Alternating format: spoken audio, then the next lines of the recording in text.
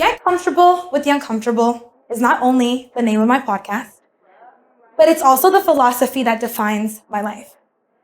I created Get Comfortable with the Uncomfortable as a way to not only acknowledge discomfort, but to invite guests on to explore it, learn from it, and recognize that discomfort may be the very thing that allows us to grow. The journey to starting this podcast did not just begin with an idea. It began with a question. Why does doing the right thing feel so wrong? This is a question that I've wrestled with for so long while growing up. Whenever I would find myself doing what I thought was the right thing, whether that was standing up for somebody, defending a belief, or expressing an unpopular opinion, it always felt so wrong. And I'm talking the type of wrong that makes you feel deeply uncomfortable. And I like to relate this uncomfortability to the interaction you have with when you wave to somebody, you make direct eye contact, you say hi and you get nothing back, that level of uncomfortable. But nevertheless, uncomfortable was the word that I just kept coming back to, and I did not know why. Hopefully by the end of this talk, we'll all have a better idea of why that is, and why maybe, just maybe, discomfort, though painful sometimes, is something worth embracing and isn't such a bad thing after all. Or worst case scenario, we'll all leave here feeling confused, but at least we'll be confused together. So I want to take you guys all on a journey with me, okay? We're going to go back to our golden years, high school. I had a love-hate relationship with my high school. I think that we could all agree with that. The hate came from the trials and tribulations that I'm sure we all collectively experienced, but the love came from the fact that I found my forever family there. I'm talking my best friends that I now call brothers and sisters today, and they're sitting in the crowd right now, hey? I love them, and they're my foundation. So naturally, coming into college, I expected to be met with the same community.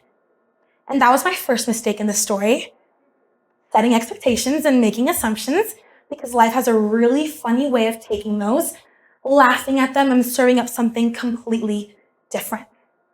And so now fast forwarding to my first semester here at UVA, which feels like a lifetime ago, but I remember every single detail like it was yesterday. I was excited, thrilled even. And if you know me, you know that I'm an extrovert to the core. I carry zero social anxiety, which, fun fact, is not always a good thing.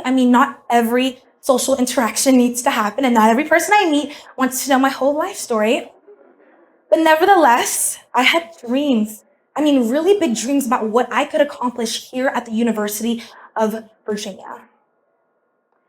And see, what I was told in preparation for coming to the school was that there's 3 things you have to do, Atty. You have to be social, you have to make sure you have friends, and you join clubs. I was like, okay, that's easy, I can do that. And so my first semester was a breeze.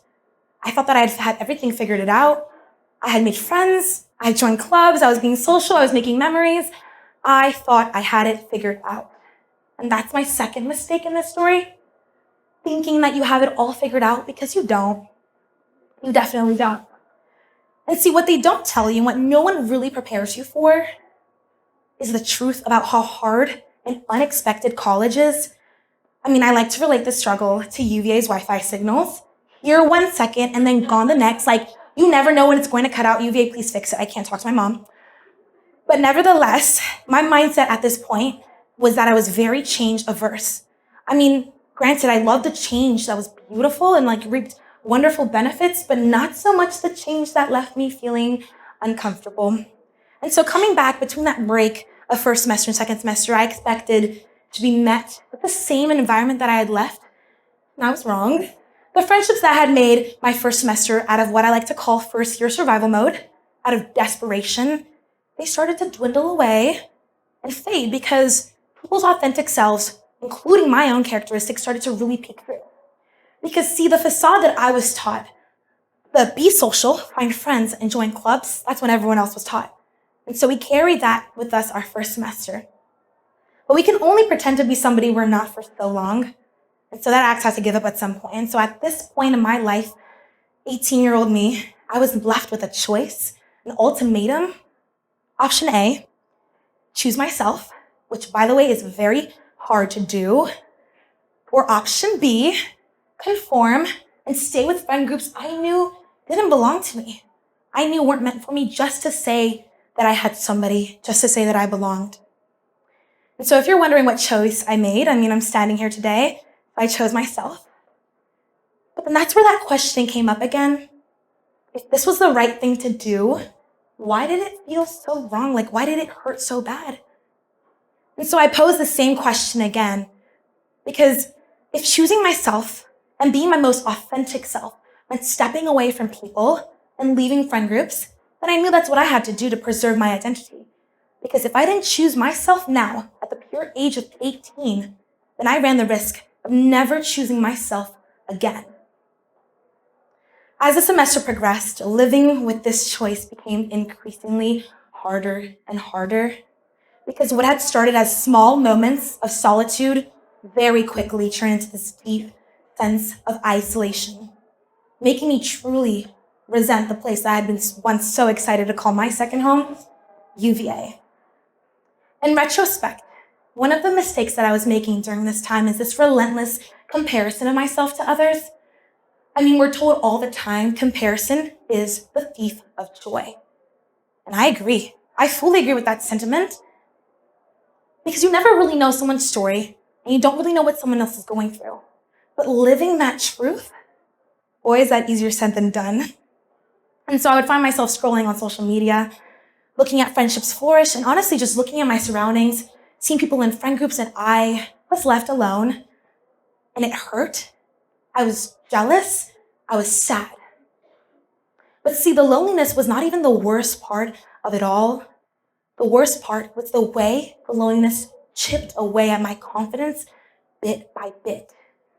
I started to doubt myself in ways that I've never doubted myself before, posing questions like, am I the reason why I don't have friends? Am I the problem? Do I need to change? See, at this point in my life, I thought that I was inherently flawed, and that's why I couldn't keep friendships and stay with people. But alongside this self-doubt, another symptom of loneliness is this idea that what you're going through is yours alone, and that nobody in this world has an idea of how you're experiencing your own experiences. And so I still took it upon myself, despite this feeling, to reach out to my best friends back home and my family back home and tell them how I was feeling, and I was terrified.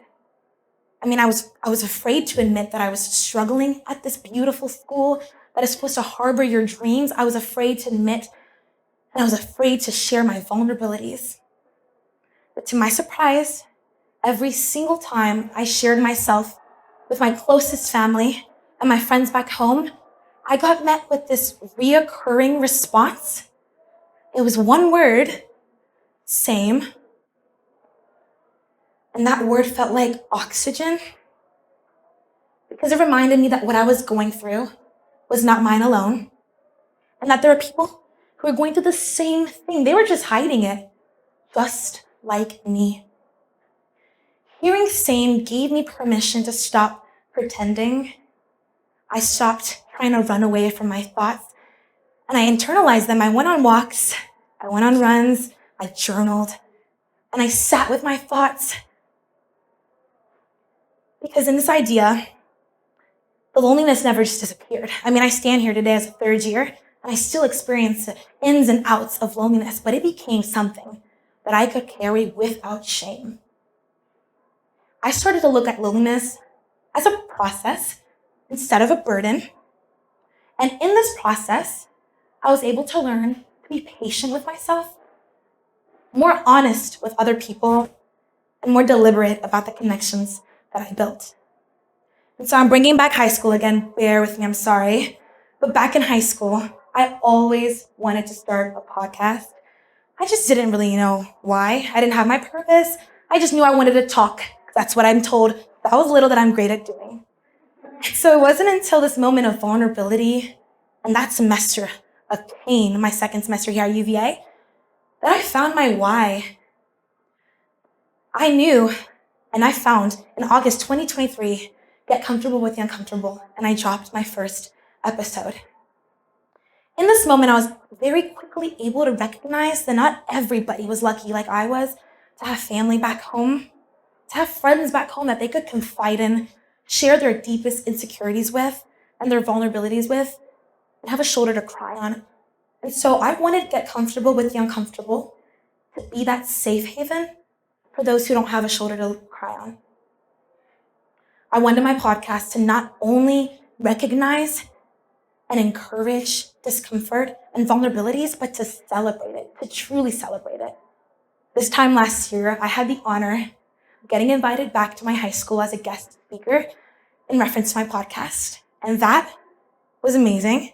I got to speak to hundreds of students who were in a position just like me 4 years ago, confused and unaware of what to expect coming to college.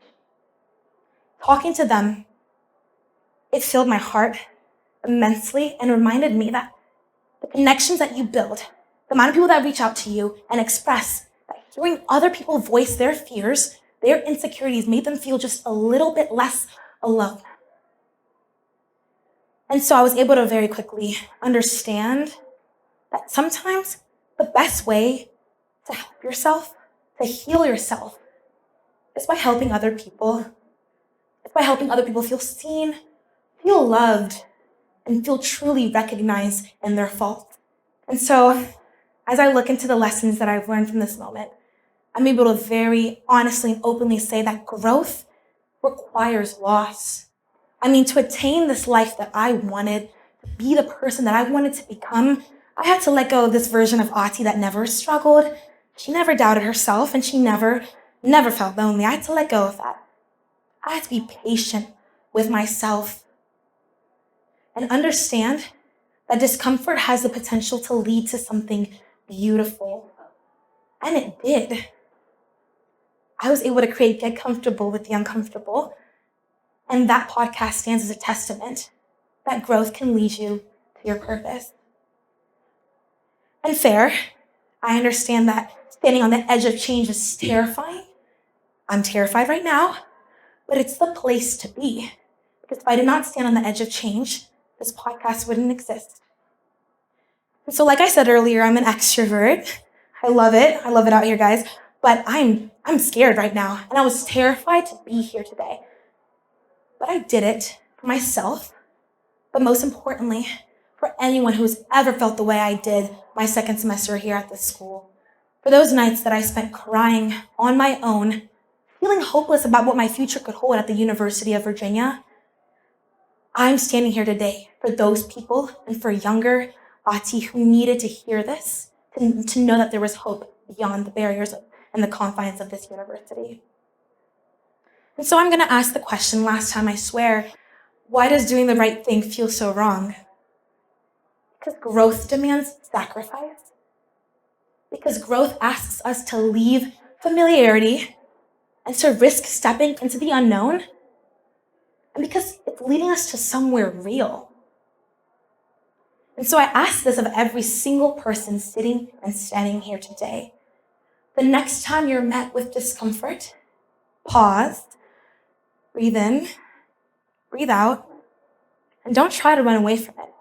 Because I need you to remember that sometimes the hardest paths, the road not taken, are the ones that lead us exactly where we need to be. And so I sit here with full confidence, telling you guys as you venture off into your life, to always get comfortable with the uncomfortable. Thank you.